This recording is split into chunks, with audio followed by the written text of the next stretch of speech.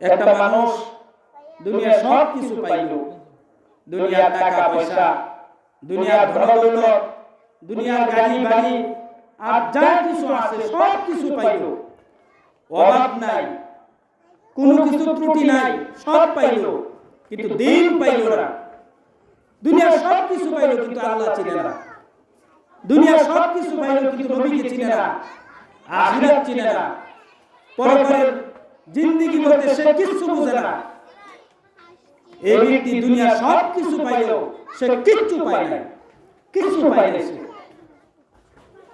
কিন্তু যে ব্যক্তি দুনিয়ার কোনো কিছুই পায় নাই, অভাব অনটন মুসিবত সব কিছু তার জিন্দেগিতে লেগে আছে, কিন্তু সে আল্লাহকে চিনছে, নবীকে চিনছে, আখিরাত চিনছে, আল্লাহকে ভয় করিয়া কোনো ইবাদত সে ছাড়ে না, কবরকে ভয় করিয়া, জাহান্নামের আগুনের ভয় করিয়া কোনো গুনার কাজের মধ্যে লিপ্ত হয় না। সে যদি দুনিয়ার কিছু না পায়, সে সব কিছু পাইছে, তার জন্য শান্তি। একটা মানুষ সে যদি দুনিয়াতে সোনার চামচ মুখে নিয়ে জন্মগ্রহণ করে, দুনিয়াতে মুসিবত বলতে কি জিনিস কোনোদিন যদি তাকে স্পর্শ না করে, রোগ বিমারি কোন জিনিস, এই রোগ বিমারি তাকে কোনোদিন স্পর্শ করে নাই, মুসিবত কোনোদিন স্পর্শ করে নাই, কোনোদিন অভাব দেখা দেয় নাই, কোনোদিন এরকম কোন রকমের বালা মুসিবত দেখা দেয় নাই, দুনিয়ার অশান্তি কোনোদিন সে দেখে নাই, সুখ আর সুখ, শান্তি আর শান্তি সব কিছু দুনিয়াতে সে পাইল। এই সুখ আর শান্তি কতদিন?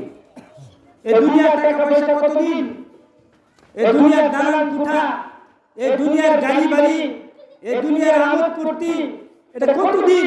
কয়দিন? এটা যতদিন তার ভিতরে রূহটা আছে, যতদিন তার ভিতর থেকে শ্বাস প্রশ্বাস এরকম বের হইতেছে, ভিতরে ঢুকতেছে বের হইতেছে, ততদিন এই দুনিয়ার শান্তি আছে। যত শান্তি তার জীবনে থাকুক না কেন, মৃত্যুর সাথে সাথে এই দুনিয়ার শান্তি শেষ হয়ে যাবে, এই দুনিয়ার আমোদ ফুর্তি মৃত্যুর সাথে সাথে শেষ হয়ে যাবে। আপনি কোটি টাকার মালিক, আপনার ভ্যান ভর্তি টাকা, আপনার পুকুর ভর্তি মাছ, ঘর ভর্তি গরু, কোনো কিছুর অভাব নাই, এটা কতদিন? যতদিন আপনার হায়াত আছে। আজকে আপনি মরে যান, এই দুনিয়া সব শেষ, দুনিয়ার টাকা কোনো কিছু আপনার সাথে যাবে না। মানুষ যখন মৃত্যুবরণ করে তখন আমরা সকলেই তাকে আর মানুষ বলি না, তাকে বলি লাশ। তখন সে আর মানুষ থাকে না, তখন সে লাশ হয়ে যায়। আর লাশ শব্দ মানে হচ্ছে তুমি এখন কিচ্ছু না।